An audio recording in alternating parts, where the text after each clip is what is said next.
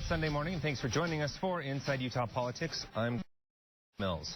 On Wednesday, Utah Representatives Rob Bishop and Jason Chaffetz unveiled the Public Lands Initiative Act. It's the result of years of negotiations to try to find common ground in a long-standing dispute over public lands in our state. The PLI Act designates federal lands for conservation and other lands for economic development in 7 Utah counties. Governor Gary Herbert was also there for the rollout. He commended both Bishop and Chaffetz for bringing diverse interests together in the spirit of compromise. I know that there will be people probably on different sides, not just the environmental side, but maybe others out there on the far right, far left, some in the middle that will criticize this because they don't get everything that they want. That's the spirit of compromise.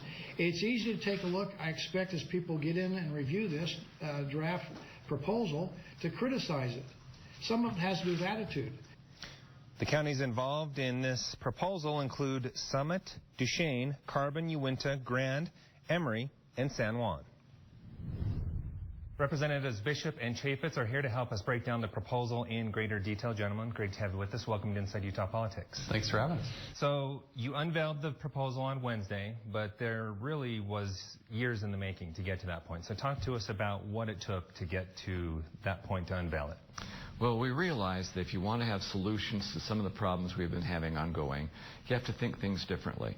And so one of the things we did is try to involve as many people as possible, listening to people in this particular area. So we had over 1,200 meetings, over 100 different groups, elected officials, non-governmental groups, and 65 specific proposals that were given to us in an effort to try and come up with some kind of consensus on 4 major areas.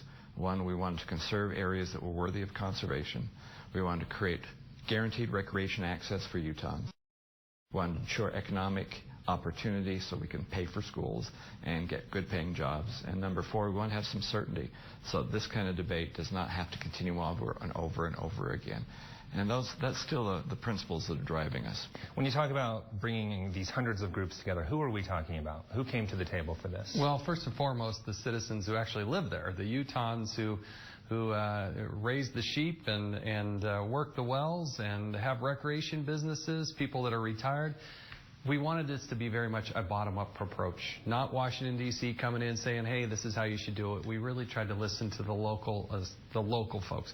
And then we have other various interest parties that wanted to come in and offer opinions. We've tried to open up to everybody.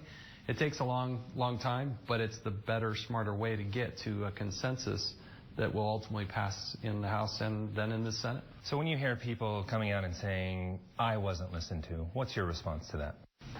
I doubt it. We've had so many meetings. I mean, I have read some where I have literally met with them in 2 or 3 weeks prior to that, and then they say, well, you didn't listen to me. I may not have necessarily agreed with them, but everybody has been heard in this process.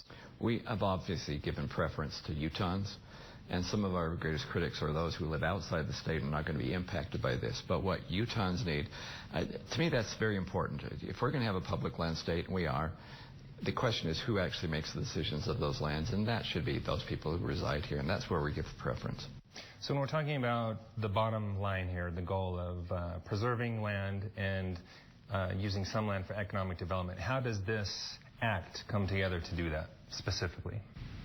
Well, we consolidate literally hundreds of thousands of acres in what's called SITLA land, the State Institutional Trust lands. That makes more sense. We come up with energy corridors. There's areas where on the surface we want to preserve those. We're making sure that we have hunting access. We want to make sure that we can have an ATV trail. One of the neat things here is we have an ATV trail now from Grand Junction down through Moab and back up towards Green River. At the same time, there's some very worthy, pristine areas that deserve more conservation. So we're trying to accomplish a little bit of everything. In my heart, I'm about multiple use, but we think we're getting to that point where these people can live with certainty without perpetual lawsuits, at the same time be able to accomplish the multiple uses that people are trying to get out of the land. We're also turning over lands to the state and local governments to illustrate how effective they can be in making these decisions. So we are creating the first state forest in the history of our states. We're expanding some state parks area and allowing them to be able to provide recreation which they already have proven they can do, but we want to make sure that we can do that as we go forward in the future. Sometimes you find that local management of these lands is far more effective than someone living a 4-hour flight away in Washington. Talk about some of the additions too with some of our national parks. They will be gaining, and also a national monument as well. Well, Arches National Park would expand. It's roughly 55,000 acres. We add another 20,000 acres to that, which it provides a lot of exciting opportunities. We also have the Jurassic Park National Monument. It's the highest concentration of Jurassic-era bones in the world. And this bill would allow us to create a national monument. It's just less than 1,000 acres, but a very important tool, particularly there in Emery County, for economic development and the science and all the school kids that will get to see it. So there's a lot to like on that front. But we're doing it the right way. This is done through the legislative process with making sure that you have input.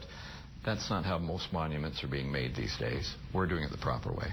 And you do that to avoid, say, the president coming in and doing it for the state of Utah? Not on this one. On this one, it's the right, and it's a good idea, so we went ahead and did it. Okay. Everyone's talking about compromise, bringing all sides to the table to come to a solution here.